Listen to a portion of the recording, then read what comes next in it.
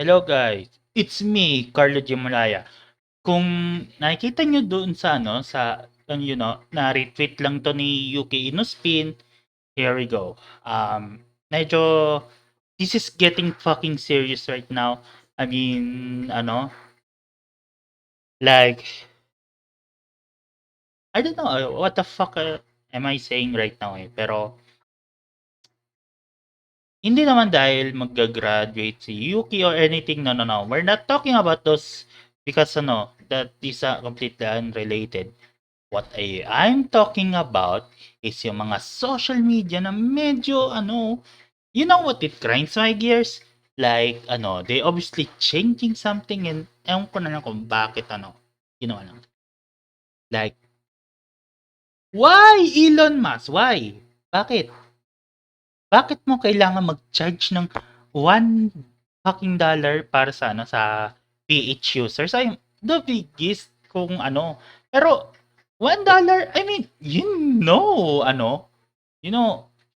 eh, why? Damn, I mean, gusto ko magpahinga sa streaming, but putang ina, this is obviously worst thing na could happen.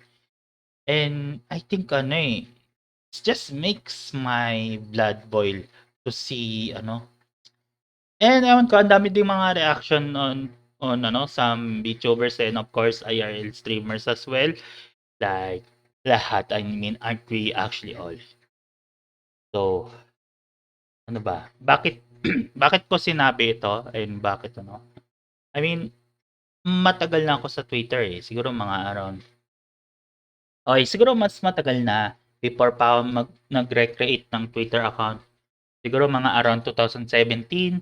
And of course, yung kay Yuki ng around 2021.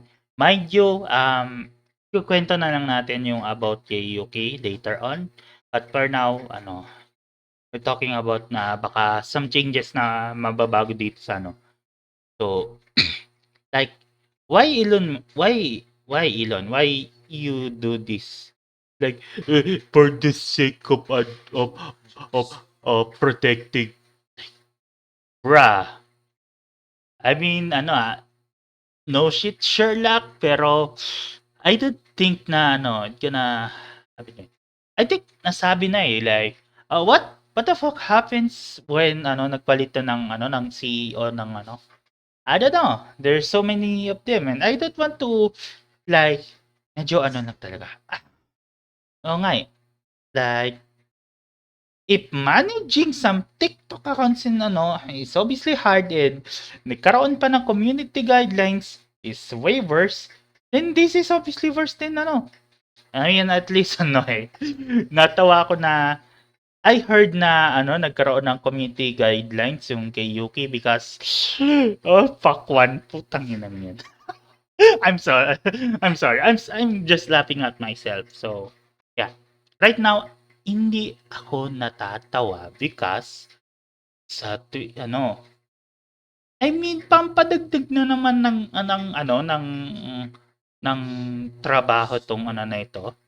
You know how much I mean, hirapan ako dito sa na yun like, oh my God, Elon Musk, not this again. Oh my God, this is why we don't have nice things.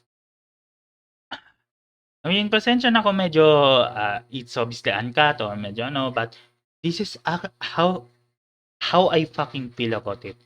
Like, ewan ko na lang kung bakit nagkaroon pa ng ganitong problema na yun and gusto ko sanang magpahinga. Like gusto ko sanang pahinga from because I don't know Pero wala mukhang pampadagdag na naman 'to ng 'no. So, yeah. Siguro mag-a-announce si Yuki later on na baka completely unrelated. But for now, I siguro recently meron akong Mastodon account under siguro ba yun ano bang username ng website na yun? social.linux.pizza. Yes, yan yung another Mastodon nung tawag doon? Tawag yun parang another server. Yes, sabihin na lang natin another server para sa Mastodon. And right now, siguro for Yuki, meron na akong gagawing plano. Meron gagawing yung una is yun sa Blue Sky na which is um, gagawa ako ng another account for that. And of course, PT Social. I mean, mind you, para yun kay Yuki. Me, I don't need any of those shits. I mean, ako hybrid streamer ako eh. I might stream in IRL format or VTuber format like this one. So, yeah.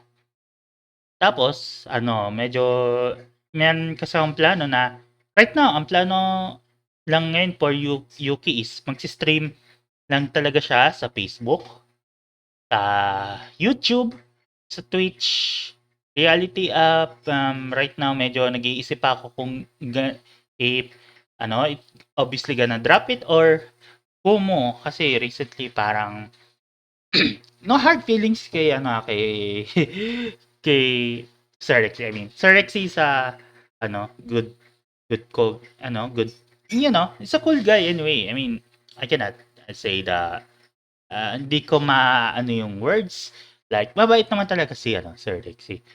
I mean, nag-iisip lang kung medyo ida-drop pa rin yun sa Kumu because this is no hard feelings lang talaga kasi like medyo pero mag-stream ako doon. May mag-stream talaga si Yuki doon sa Kumu for mostly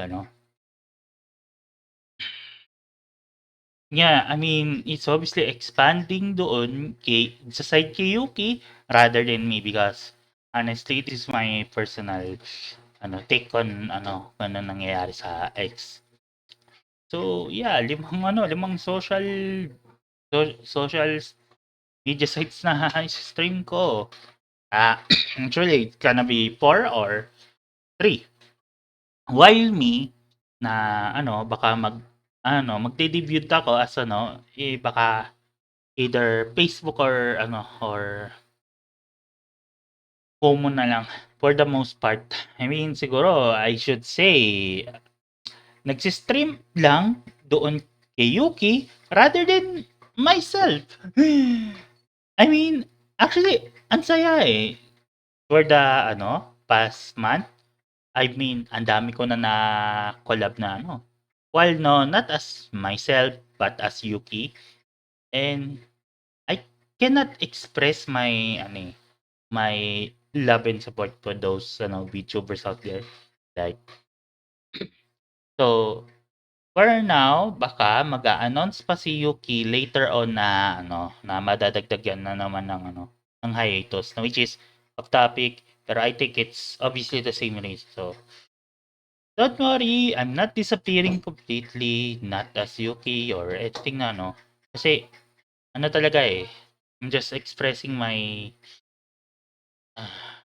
pure hatred for one website na I mean, once na maayos lang naman talaga but wala eh. Wala tayong magagawa eh. It's Elon Musk faulted. I think I just need to tell you guys something na baka alam nyo. So, ulitin ko as myself, meron naman akong Mastodon account na so ko doon sa Twitter. Ko lang kung I mean, okay lang maban lang ako sa Twitter. Wag lang or X or whatever that is. Pero as Yuki, I'm working on it.